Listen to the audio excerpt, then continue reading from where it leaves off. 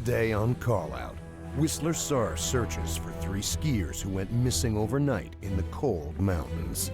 They had a 50th birthday party in Squamish, and they didn't show, the 3 of them, so it's quite suspicious.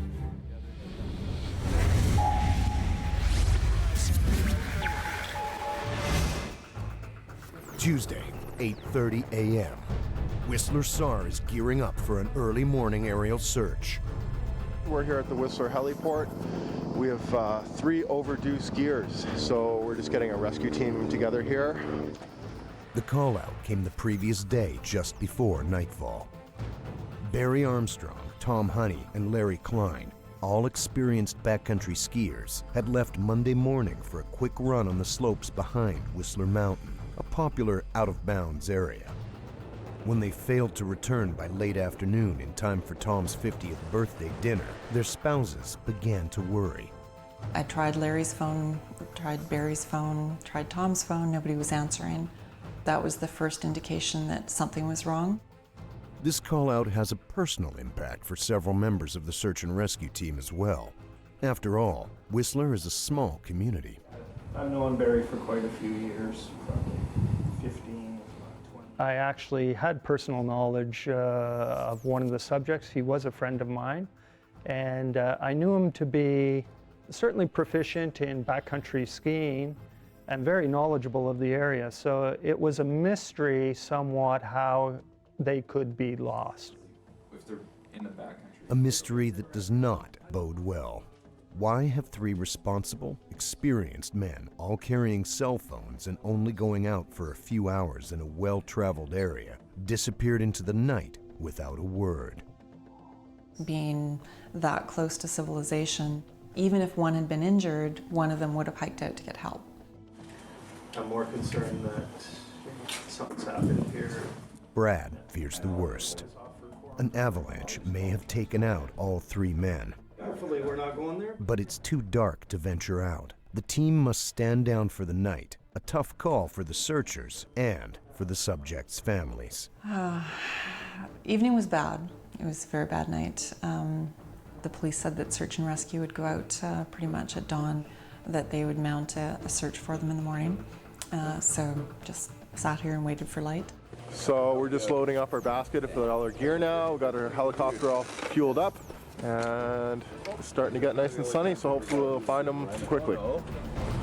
The helicopter takes off with search and rescue members Gavin Christie, Maddie Bodkin, Binti Massey, and team leader Scott Aiken, a certified avalanche technician.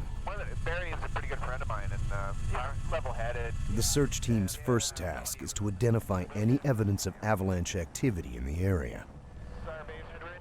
If they find anything significant, they will land and carry out a probe search, if it's safe to do so.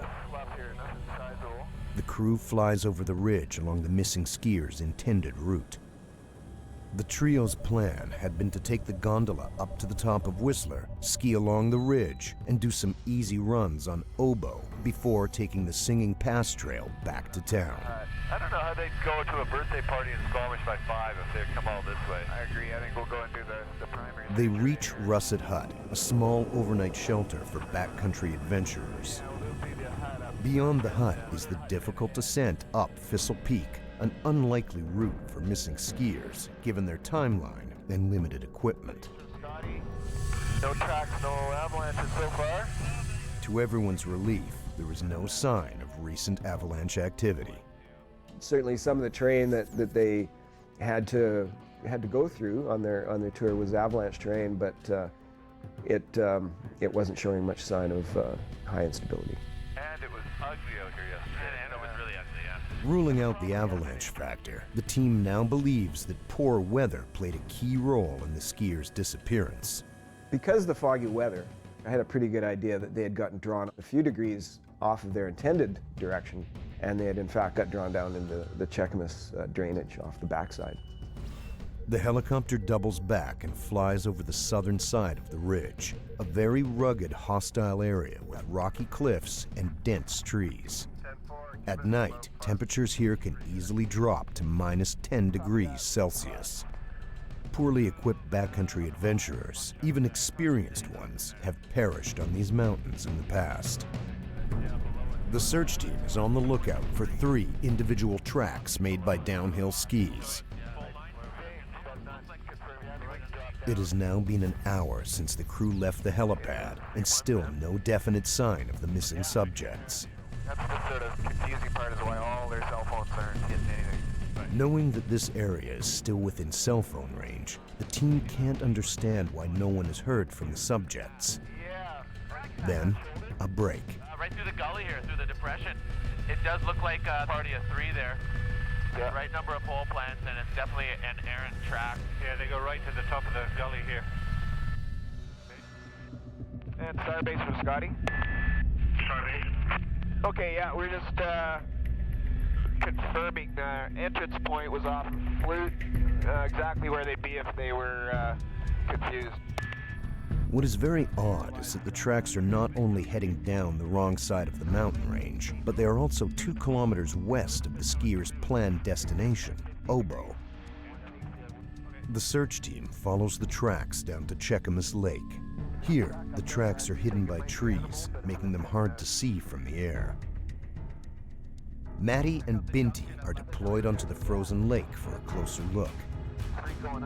They will study the tracks to determine how many people were there and how long ago.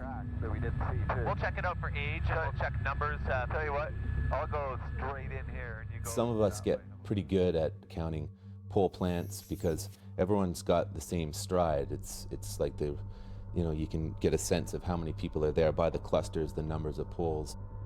To age the tracks and distinguish fresh ones from day-olds or more, they will look for various clues. If you squish down snow and leave a track and it's out there overnight, you're going to get evaporation of the moisture out of the snow, and it'll crystallize just on top of the tracks, even a little tiny bit. That's one way of telling if they're fresh or not. If we do get snow at night, that'll determine whether they're fresh or not, even a little tiny bit of snow. Maddie and Binti are left to work their way into the forest while the rest of the crew flies over the area in hopes of flushing out the missing subjects. We're basically making a lot of noise with the helicopter, and then we'll go and search another area and come back hoping that people have heard us and are going to come out into the open and make themselves easy to spot. So that's one of our strategies for aerial search. Come out wherever you are. Yeah. Okay, Maddie, Scott. Maddie radios in with his assessment. Go ahead, Maddie. Hey, Scotty, I found a track here that matches the profile of the subjects. Definitely look like someone's on fatter skis heading east, and it definitely, as I go this direction, seeing 3 pole plants indicating a party of 3. Super, Maddie. You're definitely on the right track. Thanks, bud. Good news. We knew that it was 3 people. I had very good confidence that it was 3 people. Binti confirms this and puts an age on the tracks. Go ahead, Binti. We're pretty much sure we got 3 guys headed east here. Yesterday's track, yesterday afternoon late. Yeah, okay. That sounds like they're in here somewhere. We'll do a quick cut and come back and get you. 10-4. Kind of cut back a little. The odd thing is that given that they were locals, is why they were at the lake edge and going completely the wrong direction. They were going into, literally 100 kilometers of wilderness where they could be turning around and be in civilization within 10 kilometers. A third indication that the tracks belong to the missing party and not other skiers is their large width. Day trippers who intentionally ski along Cheakamus Lake generally use cross-country skis, which are more narrow than the downhill skis that Barry, Tom, and Larry are all wearing.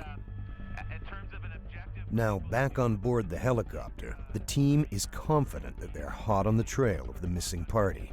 These ski tracks were not narrow tracks, they were fat skis. That's what these are too. Yeah. They're the fat skis. So obviously someone with downhill skiing objective in mind. They employ a common technique used in ground search tracking known as sign cutting, where they leapfrog ahead and look for a sign, or in this case, more ski tracks. Rather than spending the time physically following the tracks, we flew down the lake edge about 2 kilometers and right away got on the track again. Check us eastbound, Cheakamus Lake. We have 3 tracks. Once again, Maddie and Binty are dropped off. Running low on fuel, the rest of the crew heads back to Whistler to switch helicopters. On skis and back in the woods again, Maddie and Binty forge ahead, following the tracks. It was a very purposeful track. It wasn't the kind of track where you thought someone was lost. It wasn't, sort of here and there and everywhere. It was just a beeline. Suddenly, a change in direction. The tracks are now climbing straight up the side of the mountain into some very ugly terrain. It's a searcher's bit of a nightmare when they go up. So now we're in heavy, heavy forest, old growth timber, and they're heading up. So we had to put on our touring gear and start chasing after them and go a little bit faster than they're going. The searchers push on, knowing by the freshness of the tracks that the subjects must be very close. We went up, and next thing you know, I crossed a fresh track of someone skiing down. So Maddie went down the hill chasing this one track, and I continued going back up the hill. Hello, anyone out there? I called out, and the subject called back to me, and I skied down to him immediately, and he identified himself as being Barry. The other 2 guys were on their way back down. It's just that they were really tired and wet, and so I just waited and waited and waited and watched them and let them come right to me. They'd followed their track back down, which was good, and yeah, I just waited for them to come to me. It was really nasty, crusty, thick, awful skiing conditions. Larry was struggling a bit with skiing, and so I kind of stuck with him to make sure he got down and injured. By the time we made it, they were waiting for us. I'm Tom, you're probably looking. I think we had hoped to self-extricate before they had become involved. Obviously, we failed to do that. They're embarrassed. I mean, they're locals. This shouldn't have happened, and blowing their 50th birthday party, that's never good. And they were frustrated, I'd say, more than anything, but super glad to see us. On the way back to Cheakamus Lake, the helicopter team gets an update from SAR base. Apparently they have voice contact. It is the subjects. It's always a great sound to hear the radio crackle with SAR base. We have located the subjects, particularly when they are friends of yours. It's music to my ears. Thanks, Ted. All right. Awesome. Team leader Scotty Aiken is quick to exit the RCMP helicopter to greet his friend Barry, the first of the 3 missing subjects to reach the lake. Meanwhile, Tom and Larry, who are less experienced skiers, are taking their time coming down the treacherous mountainside under Binty's guidance. Very, very, very. We had a fire. Oh, a huge fire. You're a ranger last night. So, am I staying? You might as well come. Yeah. And then he's got a less of a load on his next flight out. It felt humbling for sure. It felt relief because I just wanted to get the hell out. And I knew, seeing the helicopter, one of the biggest things for me was I knew that my wife would know and my daughter would know that we were okay. With all subjects now safely accounted for, the teasing begins. My wife didn't sleep that well last night. Oh, yeah. Yeah, I can imagine what my conversation with my wife is when I get home. Oh well. Tom's 50th birthday. Yeah. Epic. Barry tries to make sense of where they are. I still have no idea how we got here. Were those our tracks? Yep. His internal compass was so turned around that he was really in disbelief that this could be Cheakamus Lake. And that's part of survival psychology, is you latch onto a theory or a belief, and that stays with you to the detriment of your travel direction. The RCMP helicopter drops Barry at the heliport, then heads back out to extract Tom and Larry. Barry reunites with his elated wife. Tom's wife, Carol, is less forgiving. Oh, I just got smacked. I gave him a big hug and smacked him in the back of the head for myself and everybody else that was waiting for him to come home. Perfect. Hey, I'll call you back in a minute. She was happy to see me, I'm for sure, but yeah, she was not so kind. Our final chopper, Air 8, has just come in with our last subjects, and our 2 members were still out there. So it's all going to be a happy ending. Even though I knew it wasn't going to be possible, I was still hoping right up until the time they picked us up, we'd be able to keep a lid on this and be able to skulk back to the car and drive off. We were all feeling a little bit of embarrassment and regret for having to mobilize these guys. We felt guilty about taking the search and rescue people away from their day jobs. I was feeling incredibly guilty about the people we had caused pain and worry and anguish. Not quite the happy birthday that had been planned for Tom, but a happy ending nonetheless, thanks to Whistler Search and Rescue. Thank you very much. Oh, you're welcome. Appreciate that. They brought a lot of expertise to the table and went right in and found them, which was fantastic. So it was such a special moment to have them come home safe. You're under $300. Everyone is curious to know how these 3 local residents got so turned around. Originally, Barry, Tom, and Larry had only planned to go out for a few short runs down Obo Peak. For this reason, Tom left with even less gear than usual. I was literally throwing stuff out of my pack the morning of to keep it light, and threw it a compass, threw it a map of the area actually, which is just ridiculous. Instead, they relied on their previous experience to navigate. However, near whiteout conditions caused them to ski down the southern side of Flute instead of the northern side of Obo. But even when they reached the vast Cheakamus Lake at the foot of the mountain, which they were all familiar with, Barry was still convinced they were on the right path. It never really dawned on me at any time during the downhill where we were going. I've skied there, well, like I say, probably 20 times, and I had no idea you could get to Cheakamus Lake from the top of Flute, because I never took the time to look at a chart. They began traveling east, following Barry's belief that they would eventually cross the Singing Pass Trail, which leads back to town. You know, I really trust these guys, and Barry was very certain about where he was.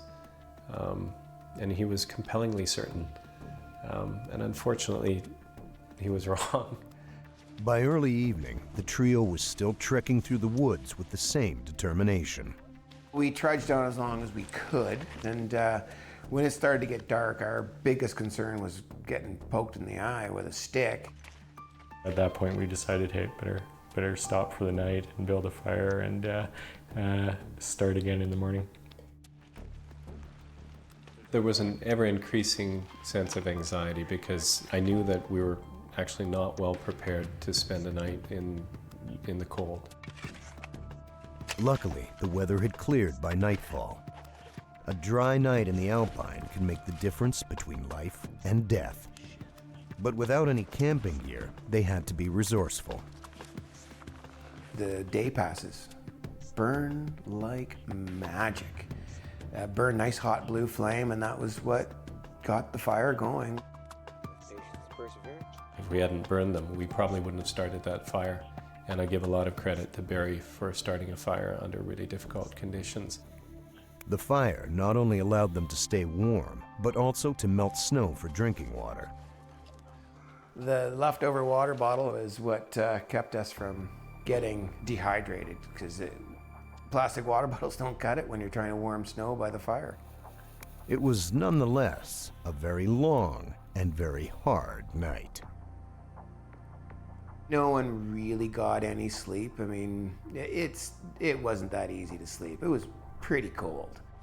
In the morning, they decided to climb upwards, hoping to intersect the trail more rapidly, or perhaps get cell phone reception. We were still seeking Singing Pass, which we assumed was just above us.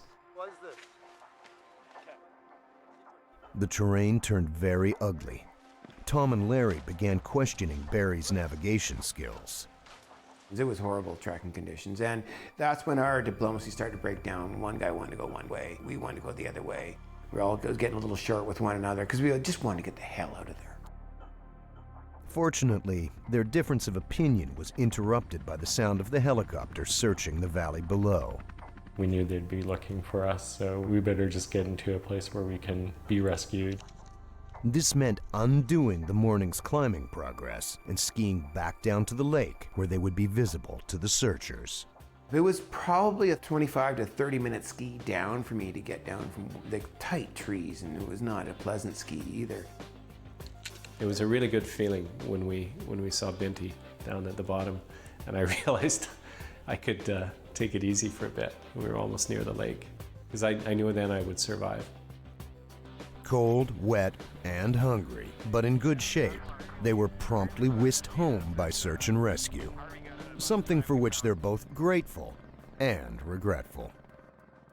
Could have been way, way worse. And, you know, even as it was, we mobilized a lot of people, consumed a lot of resources that didn't need to happen. And that's very regrettable for us. And if anyone can learn enough to keep themselves out of a tight spot and save some resources and save people putting themselves at risk to save you, please learn that from this. Callout Search and Rescue features real stories filmed live by search and rescue teams during actual missions. Find out more at calloutsar.tv.